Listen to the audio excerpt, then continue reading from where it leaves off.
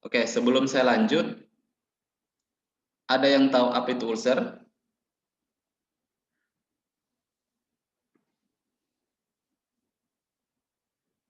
Ada yang tahu apa itu ulcer?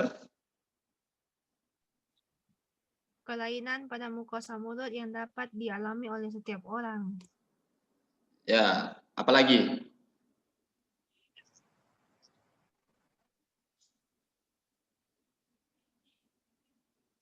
Ada? Apa itu ulcer? Selain dari kata kelainan.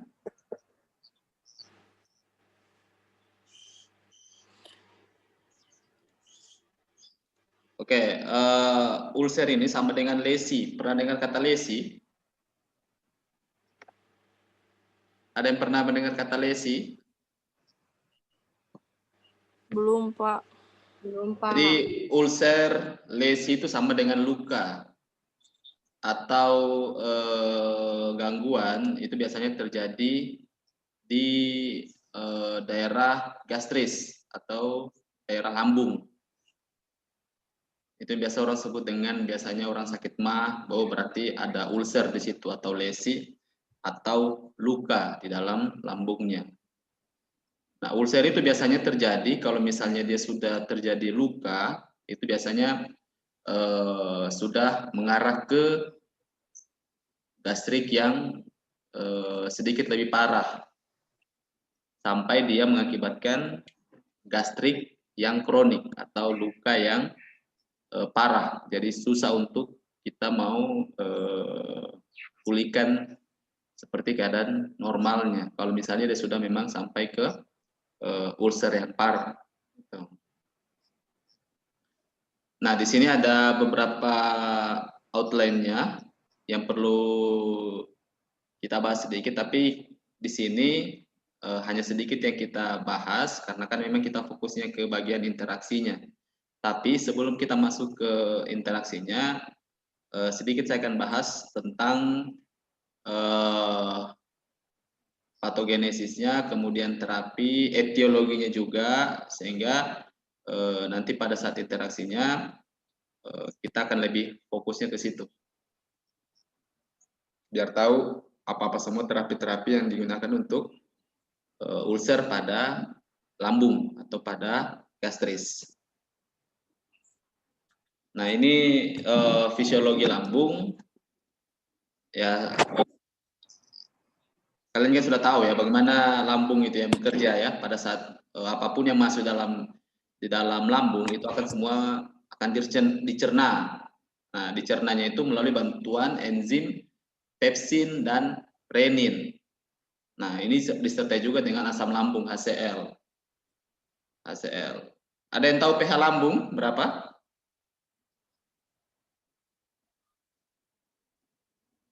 Ada yang tahu? pH lambung?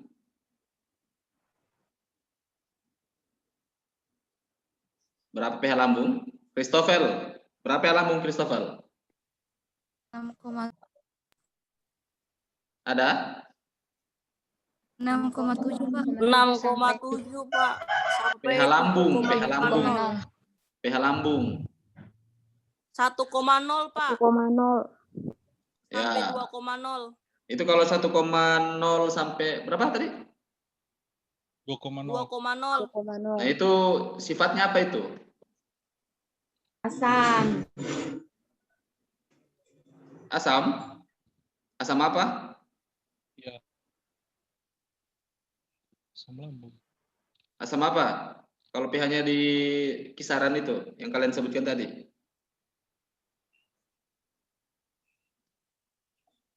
Dia termasuk asam apa?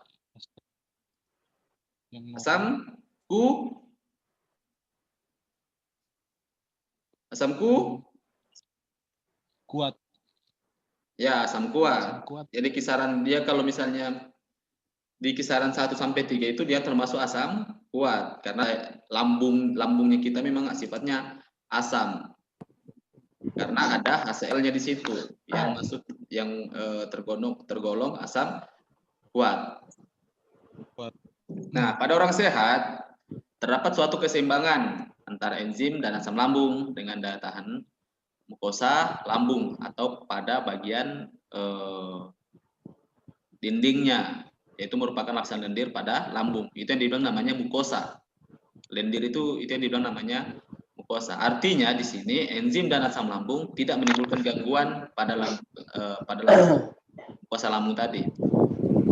Nah ini ibaratnya itu mereka seperti tetangga, saling menjaga dengan baik sehingga suasana damai tercipta dalam rongga lambung. Nah, itu. Jadi itu prinsipnya pada saat semua apapun yang masuk di dalam tubuh melalui mulut itu akan diproses di dalam lambung dengan bantuan yang namanya enzim pepsin dan renin.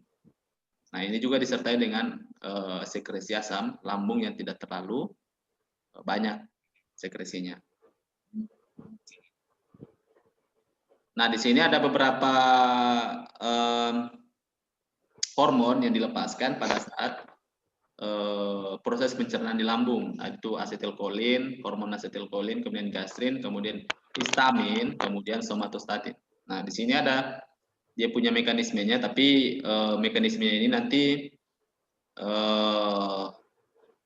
kita bahas pada saat di farmakologi molekuler, jadi tidak saya akan bahas di sini. Jadi saya lanjut saja. Nah, ini fisiologi lambung lanjutannya tadi ya. Jadi di sini bila terjadi gangguan keseimbangan maka akan terjadi kerusakan pada mukosa atau lendir tadi yang dapat menimbulkan rasa sakit atau nyeri. Tolong dimutul itu siapa itu? Ribut sekali.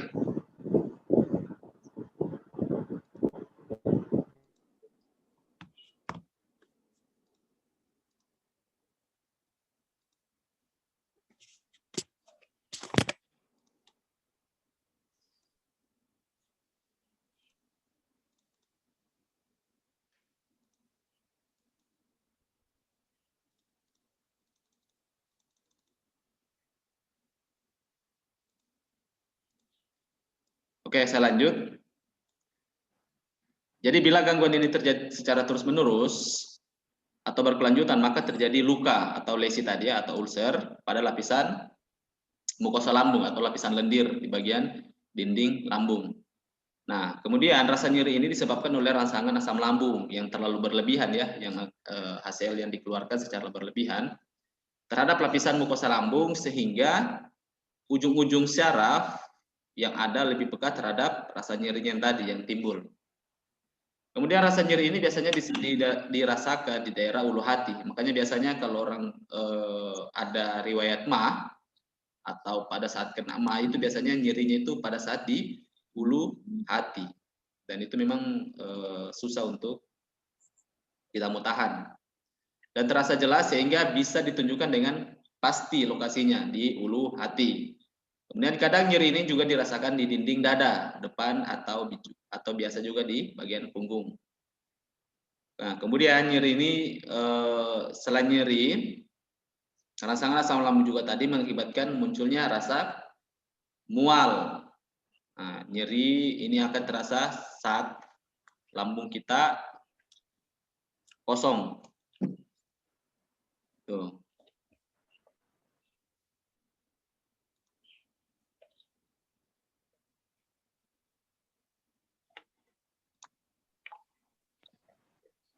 Nah, ini definisi secara umum, jadi ulcer itu merupakan luka terbuka atau lesi.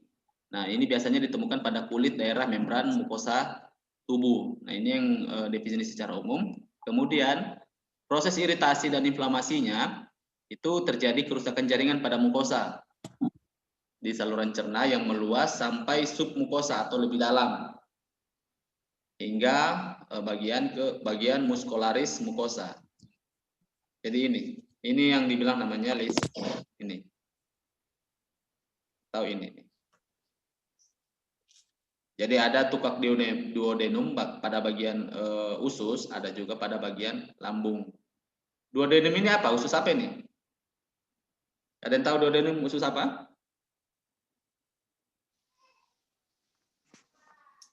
12 jari, Pak. Ya, 12 jari. Jadi ini lesinya, kemudian pada tukaknya itu ini. Gambarannya seperti ini. Ini dilihat dilihat menggunakan endoskopi.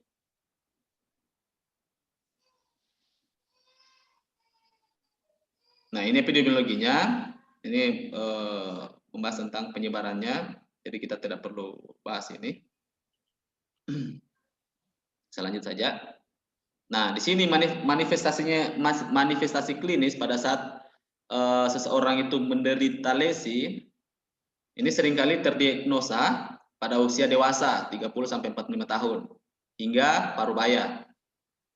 Tetapi tanda-tanda dapat terlihat pada usia dewasa muda antara 25-30 tahun. Kemudian rasa terbakar atau nyeri yang sangat pedih pada perut yang menjadi semakin parah di malam hari dan 1 hingga 3 jam sesudah makan. Makanya tidak boleh lambat makan. Kemudian manifestasi lainnya adalah nausea atau mual. Kemudian muntah darah atau hematemesis. Kemudian perut kembung, kemudian terjadi sendawa atau gas yang dikeluarkan.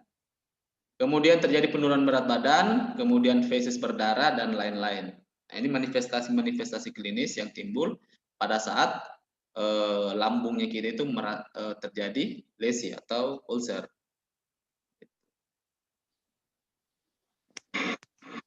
Nah, ini patofisiologinya ulcer. Dalam keadaan normal, isi lambung mempunyai sifat yang sangat asam. Nah, itu yang tadi kalian bilang 1-3 pH-nya. Dan itu berada dalam kisaran asam kuat. Nah, di sini asam diperlukan untuk membantu pencernaan dalam mengolah makanan yang kita makan. Namun, sifat asam ini mempunyai potensi untuk merusak dinding lambung jika pelepasannya itu terlalu banyak. Untungnya, dinding lambung dilindungi oleh lapisan yang mencegah asam lambung berkontak langsung dengan makanan atau apapun yang kita makan. Itu.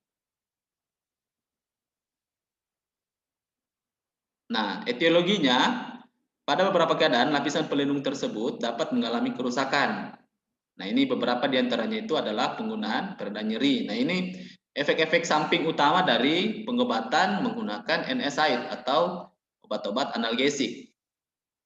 Selain dari makanan, minuman yang kita konsumsi. Nah, itu merupakan beberapa poin penting juga. Nah, di sini obat-obat juga bisa merusak mukosa lambung. Nah, contohnya itu NSAID atau obat-obat analgesik. Nah, seperti ibuprofen, asamefenamat, dan pirosikam dalam jangka waktu pemakaian yang lama atau penggunaan yang lama. Selain obat-obat ini, ada juga penyebab terjadinya luka atau lesi itu yaitu infeksi bakteri Helicobacter pylori atau biasa disebut dengan H. pylori. Nah, ini salah satu bakteri yang bisa memicu terjadinya lesi juga di dalam lambung ataupun di dalam duodenum. Dan ditambah dengan makanan minuman yang merangsang lambung, yaitu makanan yang pedas atau asam, kopi, alkohol, dan pola makan yang tidak teratur, serta stres fisik, pembedahan, penyakit berat, luka bakar, dan stres mental. Nah, ini faktor penyebab yang dapat merusak dinding lambung maupun dinding duodenum. Nah, di sini ada pembagian jenis-jenis ulcer. Yang pertama itu aphthous ulcer, yaitu bisul pada membran mukosa bibir atau mulut atau saluran pencernaan pada bagian gastrointestinal. Kemudian ada decubitus ulcer, yaitu ulcer kronik pada kulit yang terjadi akibat sakit yang berkepanjangan. Nah, ini peptic ulcer. Nah, ini peptic ulcer ya pada bagian lambung ataupun bagian duodenum. Nah, ini luka pada saluran di daerah lambung atau pada bagian usus kecil. Ini terbagi menjadi 2. Yang pertama itu gastric ulcer, kemudian duodenal ulcer. Kemudian ada nolime tanger. Yaitu ulser yang menjadi kanker pada jaringan lunak dan tulang. Kemudian ada juga yang noma, ulser yang akut pada membran mukosa mulut atau pada bagian genital dan sering terjadi pada anak-anak yang kekurangan nutrisi. Jadi ini jenis-jenis ulser. Nah, ini farmakologi terapinya, ini prosesnya itu secara molekuler ini di bagian sel parietal lambung. Di sini bagaimana hormon-hormon yang tadi itu gastrin, histamin, kemudian asetilkolin, muskarinik di PM3 itu bisa memicu terjadinya pengeluaran HCl melalui pompa aktif dari ion kalium dan klorida. Jadi terjadi pertukaran antara ion H dan ion kalium. Ion hanya masuk ke dalam sel pada bagian kanalikulus bertukar dengan ion K sehingga terbentuklah asam klorida. Inilah yang memicu terjadinya asam lambung. Dari hormon-hormon ini tadi nih, gastrin, histamin, asetilkolin muskarinik, IPM3.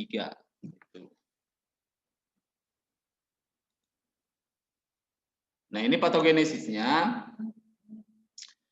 Ini patogenesisnya saya lanjut saja karena ini berkaitan dengan faktor-faktor penyebab yang tadi itu ya. Penyakit-penyakit apa semua atau faktor-faktor dari obat, kemudian bakteri tadi, makanan minuman yang bisa menyebabkan terjadinya gastrik ulcer.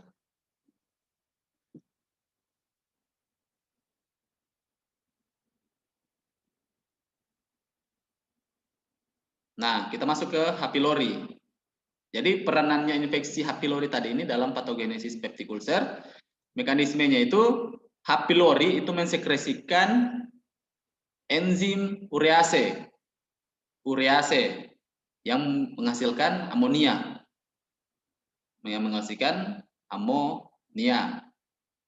Kemudian protease atau protease ini merusak glikoprotein pada mukosa lambung atau fosfolipase.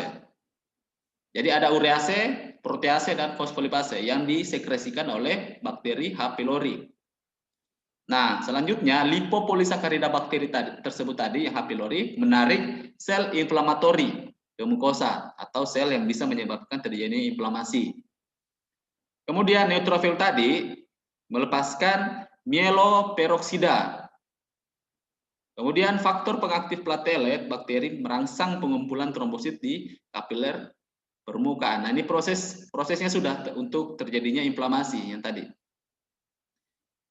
Kerusakan mukosa pada dinding lambung menyebabkan kebocoran nutrien jaringan di permukaan, kemudian mempertahankan H. pylori tadi. Jadi pada saat sudah terjadinya kerusakan ini mempertahankan H. pylori tadi, biar H. pylori ini bisa terus bekerja menghasilkan kerusakan pada dinding lambung. Nah, ini kemudian kerusakan lapisan protektif mukosa, sel epitel terkena efek merusak kombinasi asam dengan enzim tadi nih atau hormon pepsin. Terjadinya inflamasi mukosa lambung. Nah, ini peranannya bakteri tadi itu dalam menyebabkan inflamasi pada mukosa lambung atau peptic ulcer. Gitu.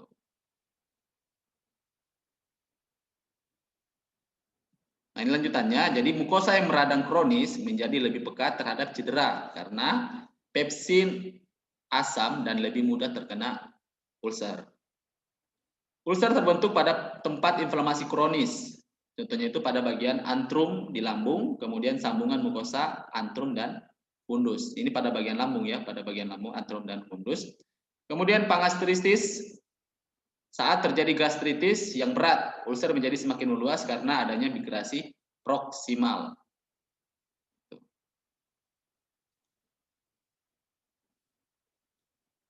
Atau perpindahan, migrasinya perpindahan di bagian sekitaran lambung.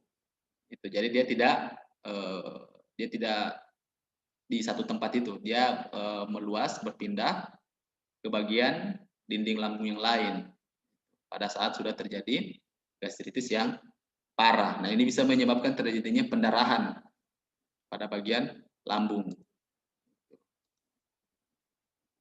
Nah, ini pada bagian-bagian lambung ada antrum, ada kardia, esofagus, fundus, badan lambung, pylorus, kemudian duodenum. Nah, H. pylori sendiri itu bisa menjangkau semuanya. Kalau misalnya H. pylorinya dia merusak bagian ini, pada bagian fundus, dia bisa merusak bagian body, antrum, sampai ke duodenum. Jadi dia bisa merusak semuanya. Tuh. Makanya bisa terjadi gastritis yang parah atau gastritis berat. Nah, ini gambarnya Helicobacter pylori. Nah, ini dilihat menggunakan mikroskop. Nah, ini contoh-contoh obat. Nah, obat NSAID ini yang paling besar menyebabkan terjadinya lesi atau ulcer NSAID dalam penggunaan jangka panjang. Nah, ini mekanismenya. Nah, jadi non-selective NSAID seperti aspirin itu menyebabkan kerusakan mukosa lambung dengan dua mekanisme. Yang pertama itu iritasi langsung dan topikal pada epitel lambung atau sel epitel lambung. Kemudian penghambatan sistemik, sintesis prostaglandin. Nah, prostaglandin ini sifatnya itu adalah sebagai pelindung atau proteksi dalam mukosa endogen lambung.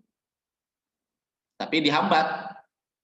Makanya sifat pelindungnya itu menjadi hilang akibat pemberian dari obat-obat NSAID, contohnya itu aspirin. Siklooksigenase adalah enzim yang membatasi laju konversi asam arakidonat menjadi prostaglandin yang dihambat oleh NSAID. Nah, sifat prostaglandin pada inflamasi itu sifatnya adalah sebagai mediator perangsang nyeri, sedangkan prostaglandin di dalam sel epitel lambung itu sifatnya sebagai proteksi mukosa lambung. Jadi pada pemberian enzim obat-obat NSAID itu dia menghambat prostaglandin sehingga pelindungnya hilang. Makanya mukosanya itu menjadi luka. Jadi sini ada dua isoform, ada COX-1 dan COX-2. COX-1 lebih ke platelet atau antikoagulan. Kemudian COX-2 itu lebih ke nyerinya. Itu.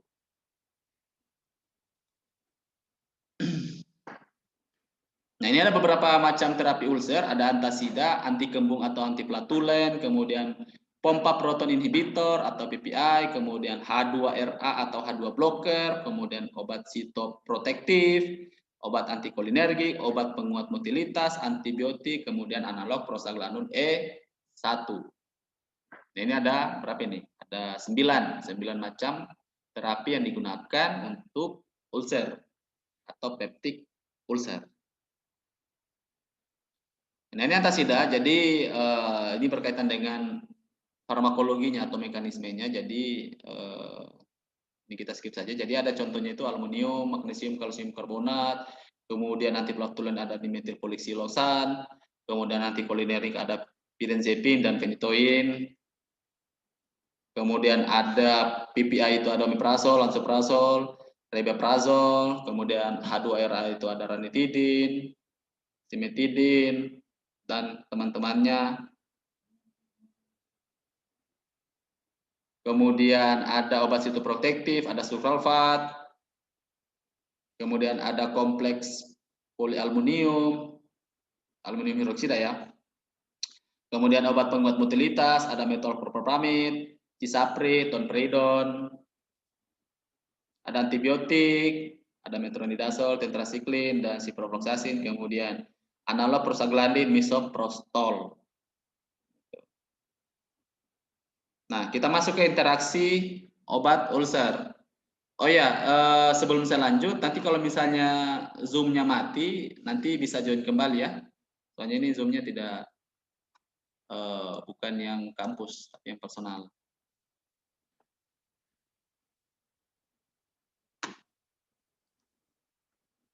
Oke, kita masuk ke antasida. Jadi ada beberapa obat yang bisa berinteraksi dengan antasida. Bagaimana mekanismenya? Itu yang pertama mempengaruhi pH atau keasaman gastrointestinal sehingga menurunkan penyerapan beberapa obat. Nah, implikasinya apa? Yaitu efek obat yang berinteraksi dengan antasida itu akan menurun. Contohnya itu obat-obat antikolinergik, antipsikotik, contohnya itu flufenazin, klorpromazin, dan lain-lain yang masuk dalam kategori atau golongan antikolinergik, antipsikotik. Aspirin juga, kemudian beta blocker, simetidin, digoxin, dan tetrasiklin. Nah, ini obat-obat ini akan menurun efeknya pada saat berinteraksi dengan obat antasida. Kemudian yang kedua yaitu mengubah keasaman air kemih sehingga beberapa obat diserap kembali oleh tubuh. Apa implikasinya?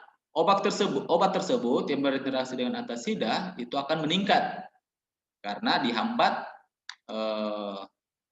proses ekskresinya. Itu sehingga obat tersebut tadi itu diserap kembali oleh tubuh, mengakibatkan efek obat akan meningkat. Contohnya apa? Obat amfetamin, prokainamid, pseudoephedrine, kinidin, dan kinin. Nah, ini obat-obat ini akan meningkat efeknya pada saat interaksinya dengan antasida karena diserap kembali oleh tubuh.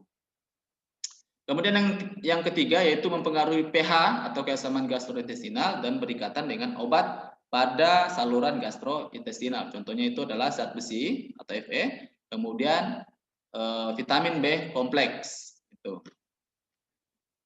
Interaksi lainnya adalah antasida yang mengandung magnesium itu dengan kortikosteroid. Ion kalium akan menurun, ion natrium akan meningkat. Nah, ini efeknya.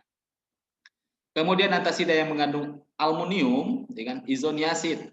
Nah, efek INH atau isoniazid itu akan menurun. Solusinya bagaimana? Berikan obat-obat tersebut 1 jam sebelum makan atau 2 jam sesudah makan. Nah, ini solusinya. Jadi pemberian obat-obat yang berkaitan dengan antasida itu ini perlu dihindari. Itu.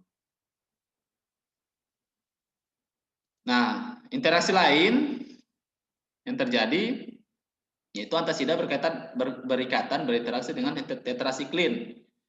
Yaitu mekanisme itu terjadi pembentukan kelat yang kurang larut sehingga tetrasiklin itu sulit untuk diserap. Jadi kelatnya ini punya bobot molekul yang lebih besar. Jadi kompleks, jadi tidak bisa untuk larut. Sehingga sulit untuk diserap. Kemudian suplemen besi. Suplemen besi itu MgSO4 itu mengubah Fs, mengubah zat besi Fe sulfat sehingga garam yang kurang mudah diabsorpsi. Garam yang tadi ya, yang ini magnesium sulfat kurang mudah untuk diabsorpsi.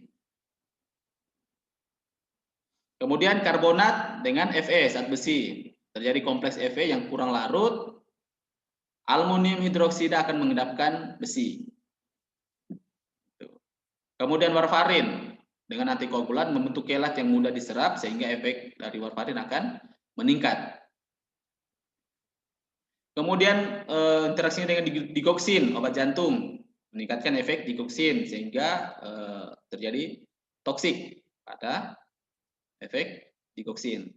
Kemudian quinidin mempengaruhi pH lambung dan urin. Kemudian isoniazid atau INH dengan aluminium hidroksida menunda pengosongan lambung sehingga terjadi penurunan konsentrasi serum dari INH tadi. Kemudian antasida dengan ketokonazol.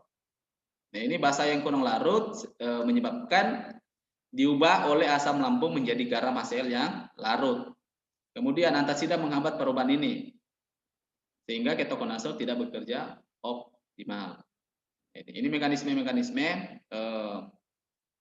obat-obat yang berinteraksi dengan antasida. Kemudian antikolinergik. Ini ada beberapa obat antikolinergik. Ada antidepresan, antihistamin, antipsikotik, antidiskinetik, amantidin, disopiramid, kinidin, dan kinin.